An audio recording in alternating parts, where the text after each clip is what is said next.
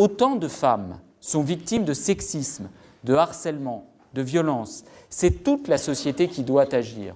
Et je le redis encore aujourd'hui, je suis convaincu que notre société progressera quand tout le monde aura pris la mesure qu'une société qui permet l'égalité entre les femmes et les hommes est une société qui va bien, une société qui va mieux, car elle émancipe les femmes et les hommes et favorise le respect entre toutes et tous.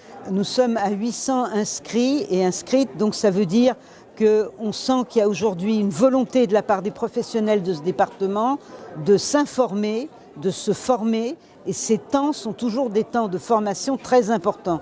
Parce que pourquoi les dispositifs que nous mettons en place avec le tribunal, avec les associations, avec les professionnels du département fonctionnent, c'est parce que nous nous informons réciproquement à chaque fois et du coup nous sommes de plus en plus efficaces pour protéger les femmes victimes et leurs enfants. En fait, ce qui est très encourageant, c'est qu'on ait le soutien à la fois de la procureure de la République, du président du tribunal, du président du conseil départemental et de notre conseillère départementale en charge de l'observatoire, Pascale Labbé, qui nous soutient magnifiquement.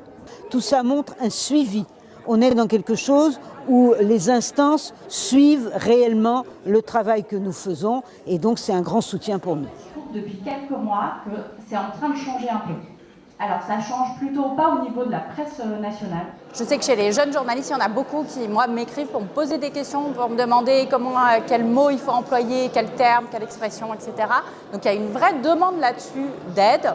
Le collectif Prenons la Une de femmes journalistes a effectivement donné des outils justement pour aider à bien traiter ces sujets. Après, il y en a d'autres qui sont moins réceptifs, dirons-nous.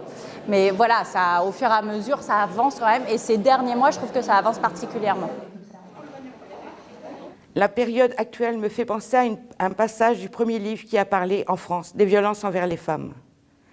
C'est la fin de la préface du livre « Crie moins fort, les voisins vont vous t'entendre ». Cette préface, rédigée par Benoît de Groux, date de 1975. Toutes ces femmes qui racontent leur enfer presque sans révolte se sont tues trop longtemps, par pudeur, par orgueil ou par peur. C'est à nous de leur donner des moyens de réagir, de leur rendre la dignité élémentaire. C'est à nous de crier pour elles. C'est aux hommes et aux femmes dits civilisés qui s'émeuvent si vite devant les injustices lointaines d'écouter enfin ce qui se passe tout près d'eux. Pour elles, merci encore de crier avec nous. Bon film et bon départ.